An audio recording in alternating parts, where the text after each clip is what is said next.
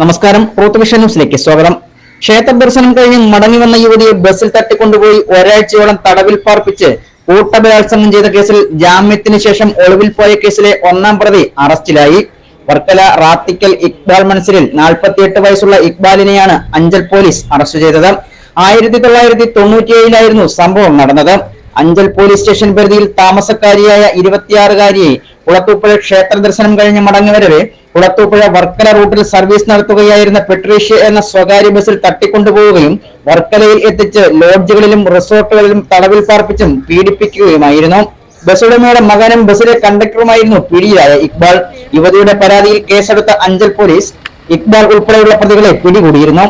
എങ്കിലും ജാമ്യത്തിലിറങ്ങിയ ഇയാൾ മുങ്ങുകയായിരുന്നു. ഒളിവിൽ പോയ പ്രതി എറണാകുളം ഉൾപ്പെടെ വിവിധയിടങ്ങളിൽ രഹസ്യമായി താമസിച്ച ശേഷം വിദേശത്ത് കടന്നു. പലതവണ ഇക്ബാലിനെ പിടികൂടുവാൻ ശ്രമം നടത്തിയെങ്കിലും കഴിഞ്ഞിരുന്നില്ല. എന്നാൽ അടുത്തിടെ സഹോദരിയുടെ മകളുടെ വിവാഹത്തിനായി ഇക്ബാൽ നാട്ടിലെത്തിയെന്ന് അഞ്ചൽ പോലീസിന് രഹസ്യ വിവരം ലഭിച്ചതിന്റെ അടിസ്ഥാനത്തിലാണ് ഇക്ബാൽ അറസ്റ്റിലാകുന്നത്. ഇക്ബാലിന്റെ ഭാര്യ വീടായ പുനലൂർ ഐക്കരക്കോണത്ത് നിന്നുമാണ് പ്രതിയെ പിടികൂടിയത്. Anchal C A Harish, S I Prajeesh Kumar, senior civil police officer Vinod Kumar, civil police ഓഫീസർമാരായ അൻസർ, വിഷ്ണു എന്നിവരുടെ നേതൃത്വത്തിലുള്ള പോലീസ് സംഘമാണ് പ്രതിയെ പിടികൂടിയത്. കോടതിയിൽ ഹാജരാക്കിയ പ്രതിയെ കോടതി റിമാൻഡ് ചെയ്തു. Ruth vision news, Anchal.